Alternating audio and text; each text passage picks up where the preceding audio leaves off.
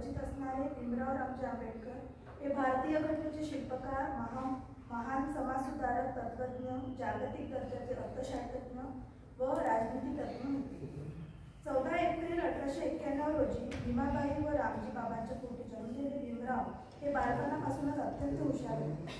बालवयातच त्यांना अस्पृश्याशी ओळख झाली. त्यांनी बहुजन समाजाला न्याय, समतेचा अधिकार मिळवून दिला. त्यांनी शिका, संघटित व्हा, संघर्ष करा असा मूलमंत्र दिला. त्यांनी अनेक ग्रंथ लिहिले, बुद्ध धर्माचा प्रचार व प्रसार केला. अशा या महामानवांना माझे कोटी कोटी